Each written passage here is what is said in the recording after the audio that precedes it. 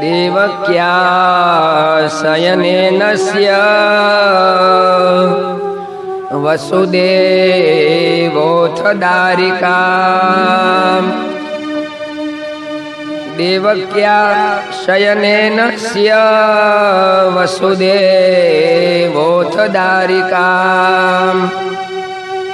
प्रतिमुञ्च पदोर्लोहं प्रतिमुञ्च पदोर्लोहम् आस्ते पूर्ववदावृता। आस्ते पूर्ववदावृता। प्रतिमुञ्च पदोर्लोहम् आस्ते पूर्ववदावृता। प्रतिमुञ्च पदोर्लोहम् आस्ते पूर्ववदावृता। देवक्या शयनेनस्य वसुदेवोऽथ दारिका। देवक्या शयनेनस्य वसुदेवोऽथ दारिका। प्रतिमुञ्च पदोर्लोहम् आस्ते पूर्ववदावृता। प्रतिमुञ्च पदोर्लोहम् आस्ते पूर्ववदावृता। आस्ते पूर्ववदावृता। आस्ते पूर्ववदावृता। શ્રીમદ ભાગવતજીના 10મા સ્કંદની અંદર મનુષ્યાકારે જેનું પ્રાગટ્ય થયું છે એવા પરમાત્મા શ્રી બાલકૃષ્ણલાલ એમના દિવ્ય મધુર બાલ ચરિત્રોની કથા આવે છે। ભગવાન ગોકુળની અંદર કેન્દ્રિત બની અને રહ્યા છે। જે પરમેશ્વર ત્રિલોકીમાં ન સમાઈ શકે એવા પુરુષોત્તમ નારાયણ પોતે ગોકુળવાસીઓના પ્રેમને આધીન બની ગોકુળવાસીઓના પ્રેમને ખાતર ભગવાન ગોકુળમાં કેન્દ્રિત થયા છે। સુખદેવજી મહારાજ કહે છે, હે રાજન, ભગવાનનું પ્રાગટ્ય કારાવાસમાં થયું। ભગવાને વસુદેવજીને કહ્યું છે કે હે પિતાજી, તમારે જો મને બચાવવો હોય તો તમે મને ગોકુળમાં મૂકી આવો અને ગોકુળમાં નંદજીને ત્યાં યોગ માયાનો જન્મ થયો છે એ દીકરીને તમે લઈ આવો તો બધું જ શાંત થઈ જશે, સરખું થશે। ભગવાનના કહેવાથી વસુદેવજી એક ટોપલો લાવ્યા છે અને ટોપલાની અંદર બાલકૃષ્ણલાલને પધરાવ્યા છે। કારાવાસના જે દ્વાર હતા એ દ્વારને જે બંધનો લાગેલા હતા એ બંધનો આપોઆપ તૂટી ગયા છે। ચોકીદારો જે ચોકી પહેરો ભરતા હતા એ ચોકીદારો બંદૂકના નાળચા ઉપર મોઢું રાખીને સૂઈ ગયા છે। વસુદેવજી છેક ગોકુળ ગયા। મથુરાથી 15 કિલોમીટર ગોકુળ થાય। એ ગોકુળ જઈ ત્યાં ભગવાન બાલકૃષ્ણલાલને મૂકીને પાછા આવ્યા। સુખદેવજી મહારાજ કહે છે કે વસુદેવો તો દ્વારિકામ જ્યાં મૂકીને પાછા આવે અને એ માયાને લઈને આવ્યા તો જે બંધનો તૂટી ગયા હતા, પ્રતિમુંચ પદોર લોહમ, જે પગમાં બેડીઓ લગાવેલી હતી, લોખંડની હાંકળો લગાવેલી હતી, એ જે તૂટી ગઈ હતી એ પાછી પહેલાના જેમ હતી એવી ને એવી થઈ ગઈ. આસ્તે પૂર્વ વદાવૃતા, જેમ પહેલા હતી એ જ પ્રમાણે થઈ ગઈ. આ કથા જીવનમાં કંઈક બોધપાઠ આપે છે કે જીવનમાં નારાયણ હોય તો જે માયાના બંધનો છે એ માયાના બંધનો આપોઆપ તૂટી જાય છે. ગમે એટલા ચોકીદારો ચોકી પેરો ભરતા હોય, પણ જ્યારે ભગવાન આવે ત્યારે એ કામ ને ક્રોધ ને લોભ ને આ બધા ચોકીદારો છે. એ ભગવાનના આવવાથી બધા સૂઈ જાય છે. મારું તારું જે કરવું એ જગતના બંધનો છે. એ જગતના બંધનો ખુલી જાય છે. પણ જીવનો સ્વભાવ એવો છે, ભગવાનને મૂકી આવે છે, માયાને લઈ આવે છે. વસુદેવજી ભગવાનને મૂકીને માયાને લઈને આવ્યા તો પાછું બંધન લાગી ગયું છે. ભગવાનની માયા એવી છે, ભલભલાને બંધનમાં નાખી દે છે. 14 લોકને ચાવી નાખે, એક પલક મોજાર, જીવતું બ્રહ્મરસ ભોગવનાર, સિદ્ધને માયા નો ખામાર. નારદ શિવ બ્રહ્માદિક હાર્યા તો તું કોણ વિચાર. નારદ ને શિવ ને બ્રહ્માદિક માયાની આગળ હારી ગયા હતા. નારદ, શિવ, બ્રહ્મા આદિક જે હતા એ બધા પણ માયાની આગળ દાસ બની ગયેલા. એક સમય એમની પાસે માયા એવો લાવીને ઉભો કરી દીધો કે એમનું પણ માયાથી પતન થયું. એટલે માયા છે એ ભગવાનની એક અમોઘ શક્તિ છે, અને ભગવાનની એક શક્તિ છે એટલે જ સંતોએ ગાયું છે, જીવતું બ્રહ્મરસ ભોગવનાર, સિદ્ધને માયાનો ખામાર. જીવતું બ્રહ્મરસ ભોગવનાર, સિદ્ધને માયાનો ખામાર. માયા નગડી ઠગડી બારે કહેતા નાવે પાર. માયા નગડી ઠગડી કહેતા નાવે પાર. 14 લોકને ચાવીર નાખે,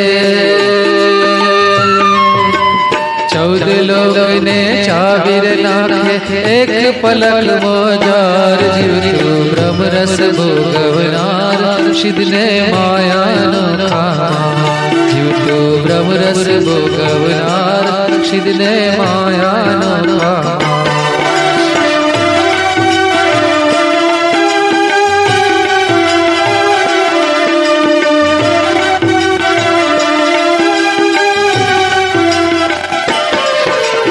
अष्ट सिद्धि नवनिधि आदि अनंत शक्ति अपार.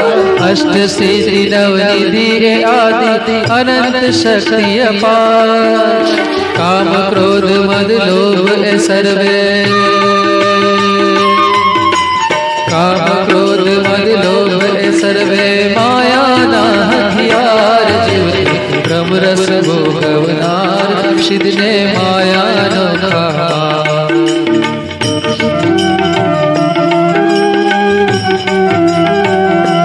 જીવતું બ્રહ્મરસ ભોગવનાર, સિદ્ધને માયાનો ખામાર.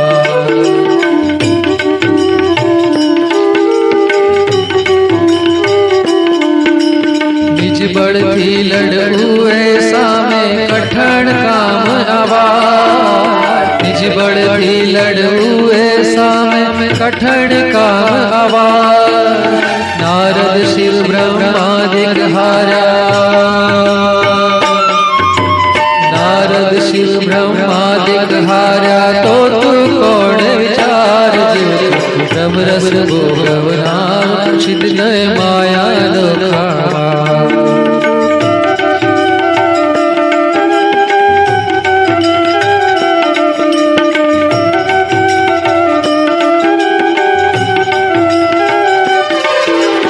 गुरु शरण कर ढाल धरी बड़ी ज्ञान रूपी तलवार गुरु शरण कर ढाल धरी बड़ी ज्ञान रूपी तलवार भजन फौज लय चालो रे जीवड़ा भजन फौज लय चालो रे जीवड़ा लड़शो त्या बोर जीव ब्रह्मरस भोगवनार सिद्ध माया नो ब्रह्मरस भोगवनार जीव माया नो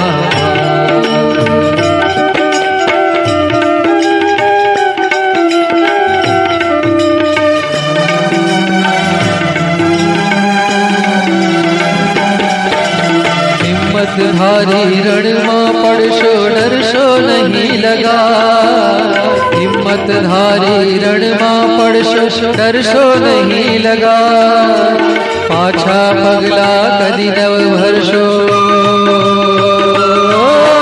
पाछा पगला कदी नव भरशो तो थाशो भोपाल ब्रह्मरस भोगव सोटी खरी तमारे तोरी जे रे कीर्ता हसे कसोटी खरी तमारी तोरी जे कीर्ता दास हरि लो सुमीर देशे दास हरि लो स्वामीर देशे ब्रह्मरस लो भंडार जीव जीव ब्रह्मरस भोगवनार सिद्ध माया नो खार जीव जीव ब्रह्मरस भोगवनार सिद्ध माया नो खार जीव जीव ब्रह्मरस भोगवनार सिद्ध माया नो खार जीव तू ब्रह्मरस भोगवनार सिद्ध ने माया नोखा मार माया एवी छे कि 14 लोक ने एक पलक नी अंदर चावी नाखे એટલી અનામાં શક્તિ છે આજ દિવસ સુધી આ જગતનો જીવ પોતાની શક્તિથી માયાને જીતી શક્યો નથી નિજ બળથી લડવું એ સામે કઠણ કામ અપાર પોતાના બળથી નહીં પણ જો ભગવાનની દયા થાય ભગવાનની જો કૃપા થાય તો એ માયાની સામે લડી શકાય છે બાકી માયાને તો કેટલાય એને કોઈ પાર પામે કેટલાય માયાના બંધનમાં બંધાઈ અને ફસાઈ ગયા છે સુદામાજીએ એક વખત ભગવાન કૃષ્ણને કહ્યું કે પ્રભુ તમારી માયા બતાવો ને ભગવાન કે સુદામા મારી માયા જોવા જેવી નથી તો કે નહીં આ લોકો એમ કે છે ભગવાનની માયા આવી છે ભગવાનની માયા માયા કેવી ભગવાન કે સુદામા કોક દિવસ બતાવીશ એક દિવસનો સમય ભગવાન અને સુદામા સ્નાન કરવા માટે ગયા છે ભગવાને સુદામાને કહ્યું છે કે સુદામા જળની અંદર સૌથી વધારે કોણ રહી શકે સુદામા કહે છે કે હું તમારા કરતા વધારે રહીશ એ સુદામાએ અને ભગવાને એક સાથે ડૂબકી મારી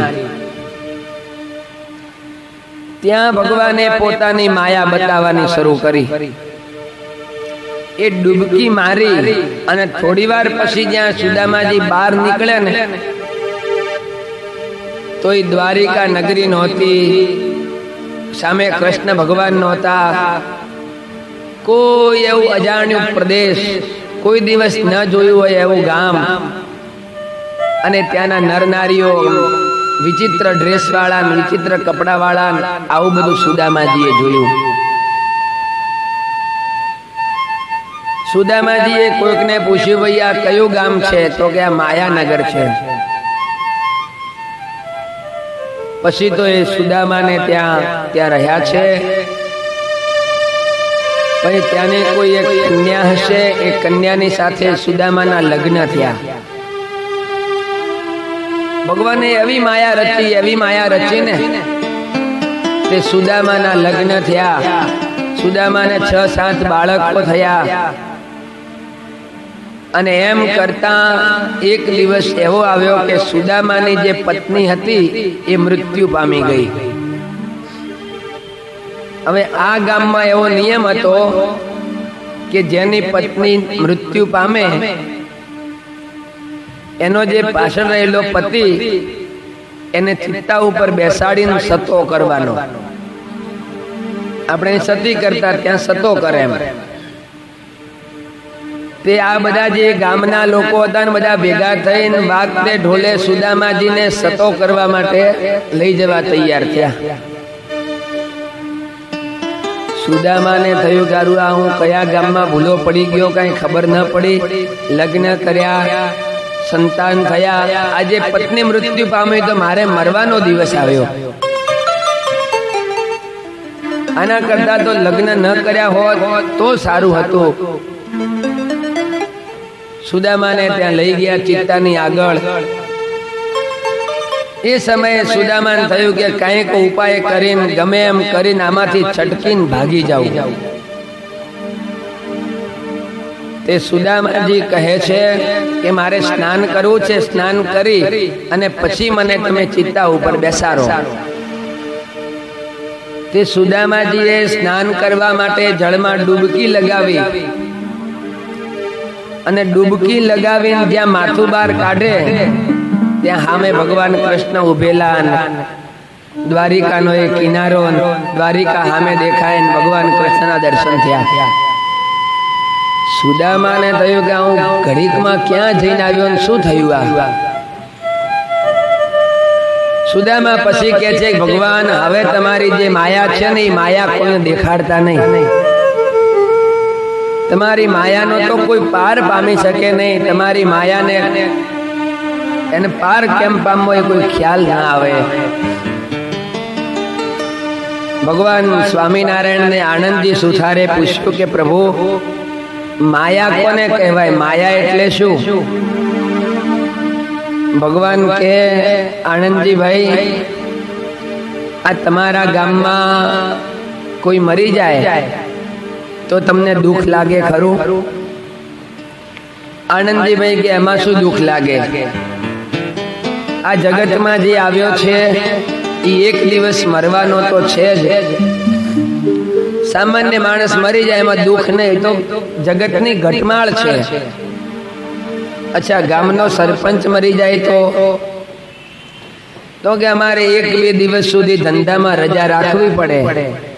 બાકી સરપંચ વળી કઈ અમર પાટો લખાવીને આવતો નથી, એને પણ મરવું તો પડે જ છે. ભગવાને કહ્યું કે રાજા મરી જાય તો કે 5-7 દિવસ રજા રાખવી પડે, બાકી રાજાએ મરે.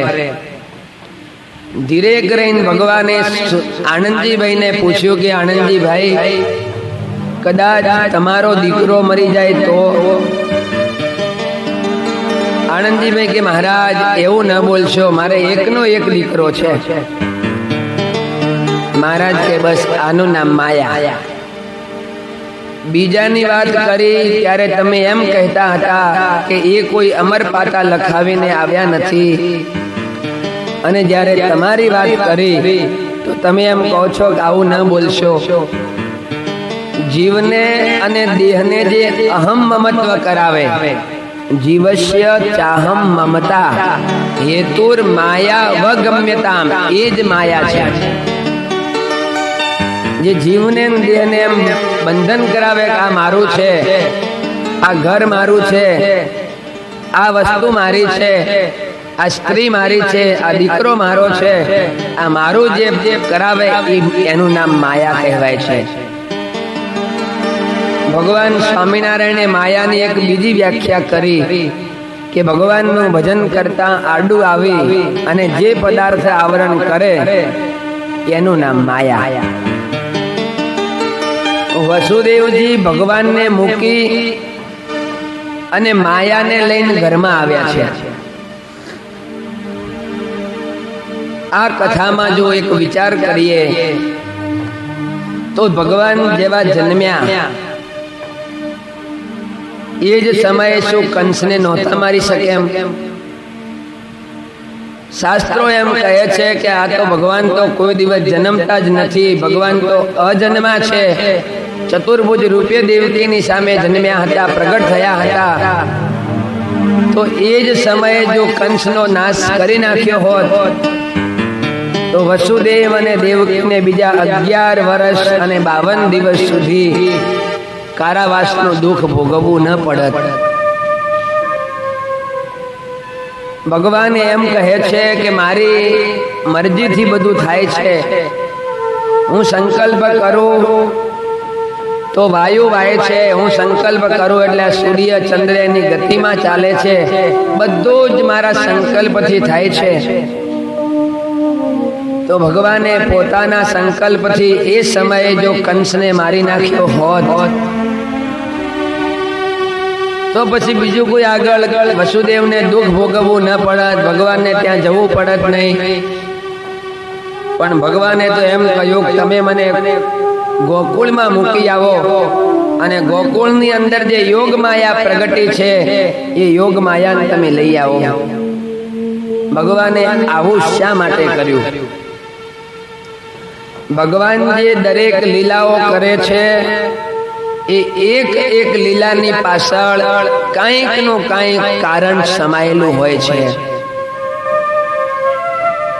ઘણીક વાર આપણને વિચાર ના આવે, ખ્યાલ ના આવે, સમજણ ન પડે એટલે આપણે કહીએ કે આ તો એક ભગવાનની લીલા છે, ભગવાને આવું કર્યું, એ ભગવાનની લીલા ગણવામાં આવે છે. પણ એનું પણ એક કારણ હતું. ભગવાન જ્યારે રામા અવતારમાં હતા અને એ સમયે રામા અવતારમાં ભગવાને પોતાની માં કૈકેયીને એમ કહ્યું કે કૈકેયી, આવતીકાલે મારો રાજ્ય અભિષેક થવાનો છે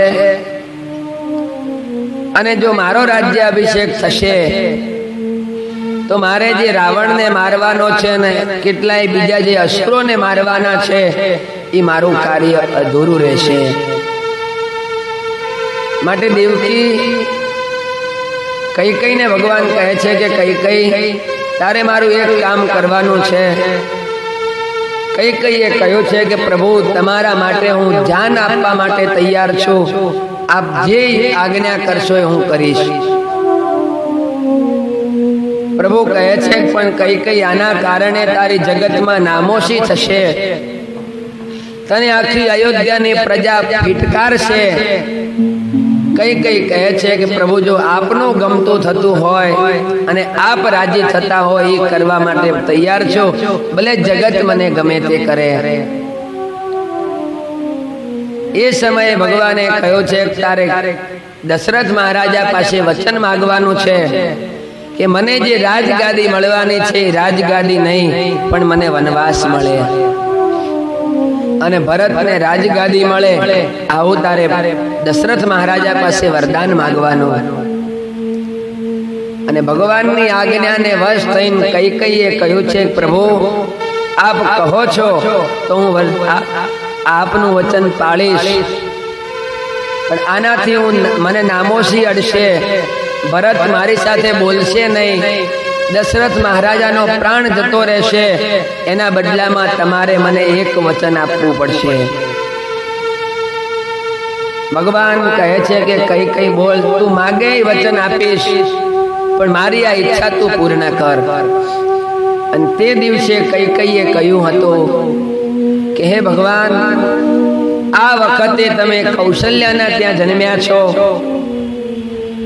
આવતી વખતે હું તમને મારી ગોદમાં રમાડી શકું, મારા સ્તનનું તમને પાન કરાવી શકું, મારું દૂધ તમે પીવો અને એવો જે લાભ છે એ મને આપો. હું તમને જે બાળપણની અંદર જે સુખ મળે ને બાળકને રમાડવાનું, એ રમાડવાનું સુખ તમે મને આપજો આવતા જન્મમાં.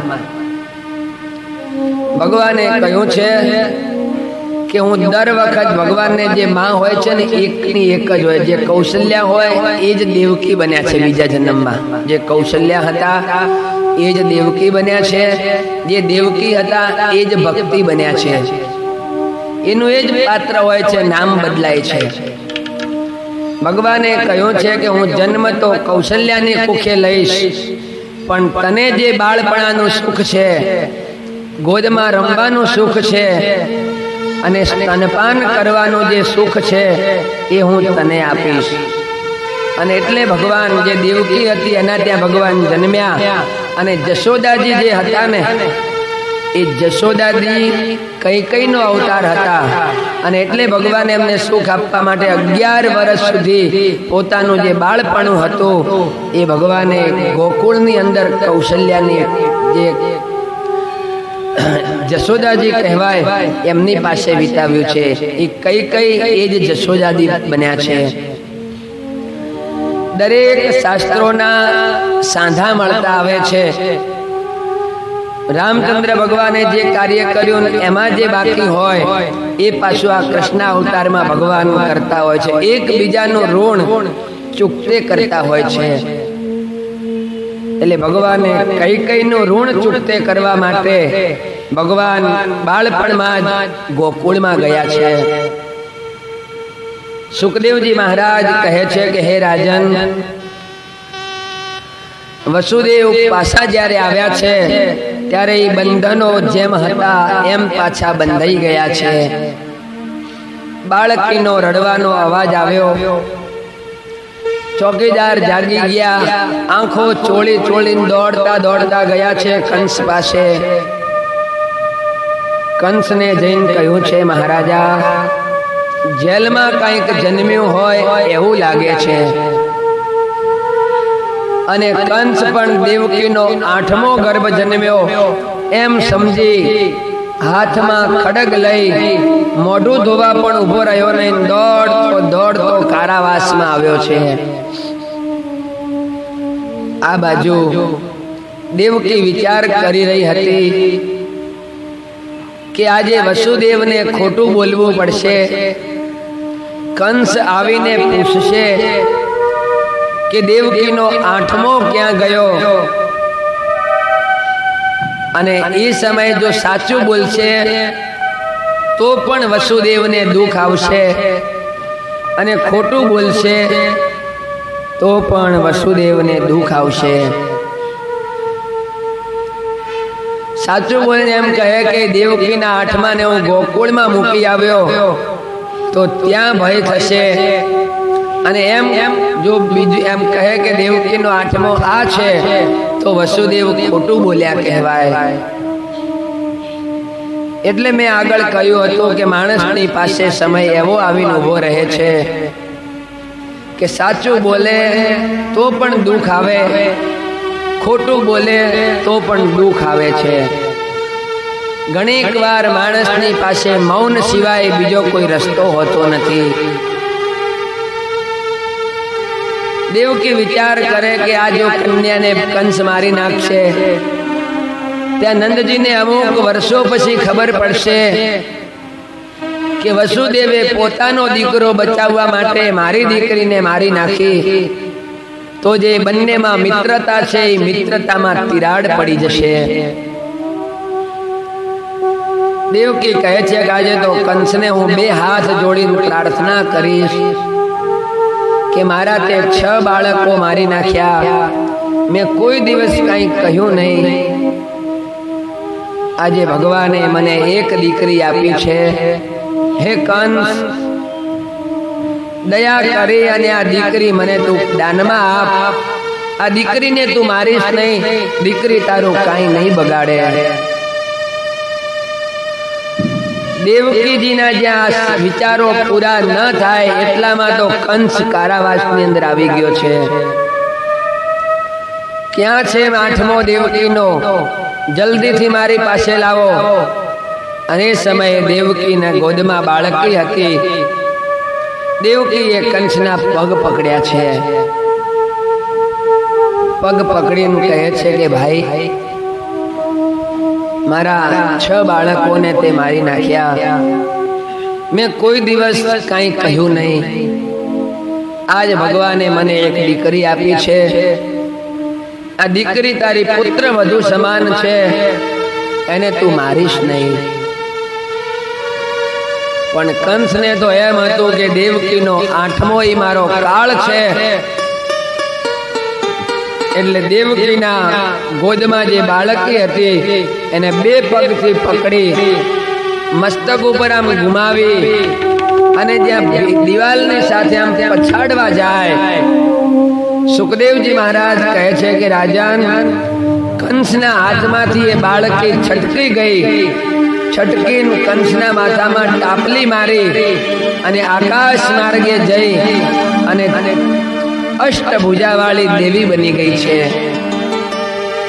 અષ્ટભુજાવાળી દેવી બનીને કંસની આગળ હાથ લંબાવીને કહે છે કે મૂરખ, મને મારવાથી તને શું મળશે?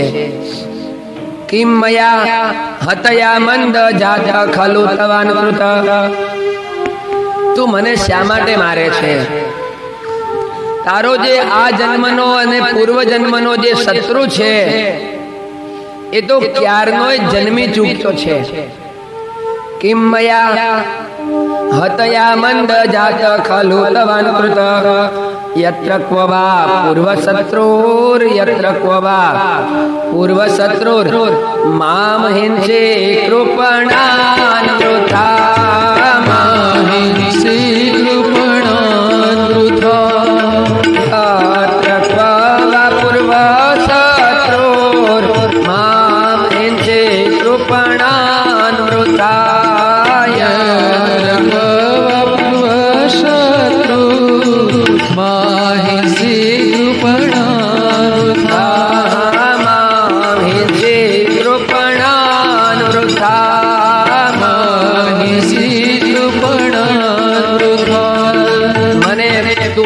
મારે છે.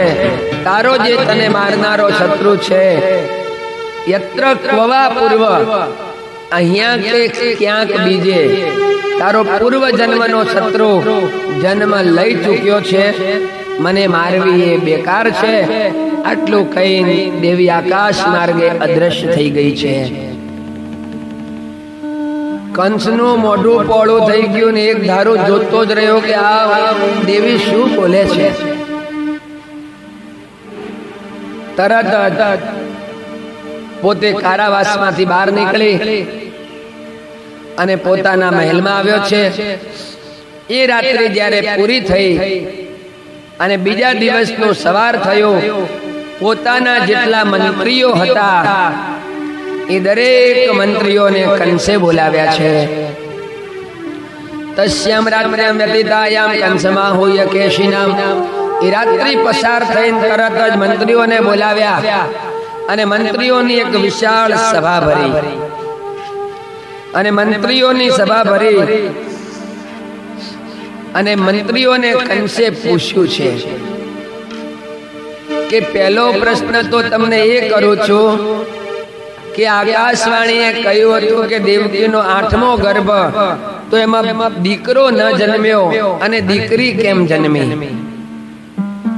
અને એ દેવી એમ કહેતી ગઈ કે તારો આ જન્મનો પૂર્વ જન્મનો શત્રુ તો ક્યાંક જન્મ લઈ ચૂક્યો, તો એને ક્યાં જન્મ લીધો આ બતાવો. કંસના જે મંત્રીઓ હતા ને એ બધા કંસની જેવા જ હતા.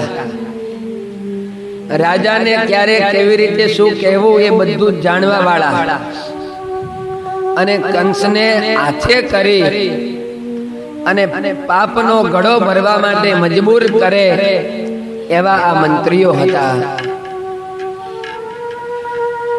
માણસનું જો કોઈ ખરાબ કરતું હોય તો એના જે ખુશામત કરવા વાળા હોય ને, એના વખાણ કરવા વાળા હોય, એ જીવાત્માનું ખરાબ કરનાર છે. કંસનું ખરાબ કરનારા પણ એના મંત્રીઓ છે, રાવણનું ખરાબ કરનારા પણ એના મંત્રીઓ હતા. એક મંત્રી ઉભો થઈને કહે છે કે મહારાજા, તમે આટલા બધા ગભરાઈ કેમ ગયા છો? આકાશવાણીએ તો કહ્યું હતું કે દેવકીનો 8મો ગર્ભ, હવે ગર્ભમાં ચોખવટ ક્યાં કરી હતી? દીકરો થશે કે દીકરી? ગર્ભમાં તો ગમે તે થાય, દીકરો એ થાય ને દીકરી એ થાય, એમાં આટલું બધું ચિંતા કરવાની જરૂર નહીં. અને મહારાજા આપના જેવો તો આ આખા ભરતખંડમાં આખા લોકમાં કોઈ તમારા જેવો શક્તિશાળી નથી. તમે જ્યારે ચાલો છો ને ત્યારે આખી ધરણી ધમક ધમક આમ ડોલા ખાય છે. આટલા તો આપ મહાન છો. આપનું નામ સાંભળીને ઇન્દ્ર તો ક્યાંય હંતાઈ જાય, શિવજી ક્યાંય કૈલાસમાં જતા રહે, અને વિષ્ણુ તો ક્યાંય શેષ સૈયા ઉપર જતો રહ્યો તમારા નામથી ગભરાઈને. આટલું બધા વખાણ કરવા લાગ્યા. દૂધને ખટાશથી દૂર રાખવું અને માણસને ખુશામતથી દૂર રાખવું. 50 કિલો દૂધ હોય, એક ખટાશનું બુંદ એમાં જો પડી જાય તો એ બધું દૂધ નિરર્થક થાય છે, એ ફાટી જાય. એ માણસની અંદર પણ જો થોડી ખુશામત પેસી જાય તો એનું માણસનું પતન થાય છે. મંત્રીઓ કહે છે કે મહારાજા આમાં તમારે ચિંતા કરવા જેવું છે નહીં. એ દેવી એમ કહીને ગઈ કે તમારો શત્રુ ક્યાંક જન્મી ચૂક્યો, તો એક કામ કરો, મથુરાની આજુબાજુના જેટલા ગામડાઓ છે, મથુરાની આજુબાજુ જે ગામ છે, એવમ ચેતરહિ ભોજેન્દ્રપુર ગ્રામ વ્રજાદિશુ, જેટલા પૂર છે, ગામ છે, વ્રજાદિ જે જે કઈ છે, એ બધા ગામોની અંદર જેને જન્મ થાય 1 દિવસથી લઈ અને 10 દિવસ થયા હોય એવા બધા જ બાળકોને મારી નાખો તો તમારો શત્રુ પણ આવી જશે. અનિર્દશામ નિર્દશામ ચ હનિષ્યા મધ્ય વૈશિશુન. એવા જે બાળકો હોય જેનો 1 થી લઈને 10 દિવસ જન્મ થયા હોય એ બધા જ બાળકોને મારી નાખો. મહારાજા તમારો શત્રુ પણ આવી જશે. કંસના પાપનો ઘડો ભરવાનો કંઈક બાકી હશે. આ લોકોએ કંસના પાપનો ઘડો ભરવા માટે મશીન ચાલુ કર્યું, મશીન, જેથી કરી અને કંસના પાપનો ઘડો જલ્દી ભરાઈ જાય. કંસે પોતાની બહેન પૂતનાને બોલાવી છે. પૂતનાને કહ્યું છે કે તું જા અને મથુરાની આજુબાજુ જેટલા ગામડાઓ છે એ દરેક ગામડાઓની અંદર જન્મ થયે જેને 1 થી 10 દિવસ થયા હોય એ બધા જ બાળકોને મારી નાખ. સુખદેવજી મહારાજ કહે છે, રાજન, પૂતના પોતે ચાલી છે, અનેક ગામો, નેસડાઓ, પૂર, આ બધા જે હતા ત્યાં જાય. બાળકને 10 દિવસ ન થયા હોય આવા જે બાળકો હોય એને મારી નાખતી. હવે આ પૂતના ગામોમાં ફરવા ગઈ છે. ભગવાનને આજે 5મો દિવસ છે જન્મને, અને ભગવાન સદાશિવે વિચાર કર્યો છે કે ભગવાન બાલકૃષ્ણલાલનું પ્રાગટ્ય થયું, લાલાનું પ્રાગટ્ય થયું, લાવ હું દર્શન કરી આવું. અને ભગવાનના દર્શન કરવા માટે શિવજી પોતે છેક કૈલાસથી ચાલતા ચાલતા ગોકુળમાં પધાર્યા છે. ભગવાન શિવજીનું વૃદ્ધ શરીર છે, અને જે વૃદ્ધ હોય ને એને બાળકનું સ્વરૂપ સુંદર લાગતું હોય છે. ભગવાન કૃષ્ણનું બાળ સ્વરૂપ છે, જ્યારે શિવજીનું વૃદ્ધ શરીર છે એટલે ભગવાન સદાશિવને થયું કે બાલકૃષ્ણલાલના દર્શન કરીશ. જો ભગવાન લાભ આપશે તો ભગવાનને હું ગોદમાં રમાડીશ, અને ભગવાનનો જે દિવ્ય અવતાર થયો છે એના દર્શનની ઝાંખી કરી અને હું પાછો મારા જે હિમાલય છે, કૈલાસ છે, એ કૈલાસ પર્વત ઉપર પાછો આવીશ. સદાશિવ ભગવાન પોતે ગોકુળમાં આવ્યા છે. કોઈ કવિએ એક સુંદર કીર્તન બનાવ્યું. शिव लहरी गंग लहरी भोलेनाथ आयो। शिव लहरी गंग लहरी भोलेनाथ आयो। शिव लहरी गंग लहरी भोलेनाथ आयो। भोलेनाथ आयो बाबा भोलेनाथ आयो। भोलेनाथ आयो बाबा भोलेनाथ आयो। शिव लहरी गंग लहरी भोलेनाथ आयो। शिव लहरी गंग लहरी भोलेनाथ आयो। कन्हैया को मिलने आज भोलेनाथ आयो। कन्हैया को मिलने आज भोलेनाथ आयो। शिव लहरी गंग लहरी भोलेनाथ आयो। शिव लहरी गंग लहरी भोलेनाथ आयो। कान पे है सर्प का गले में है रूंड माल। कान पे है सर्प का गले में है रूंड माल। पहने वो मृगशाल भभूत लगाए। पहने वो मृगशाल भभूत लगाए। शिव लहरे भोलेनाथ आयो।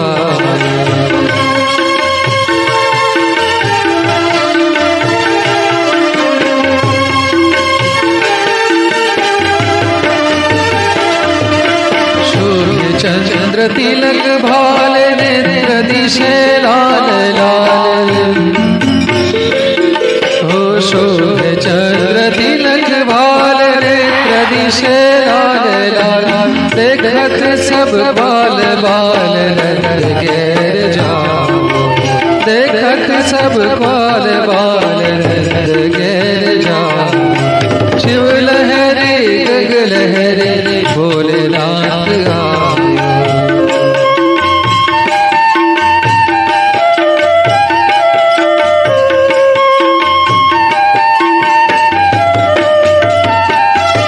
दिखा दे तेरे लाल को क्या करूं धनवान को। दिखा दे तेरे लाल को क्या करूं धनवान।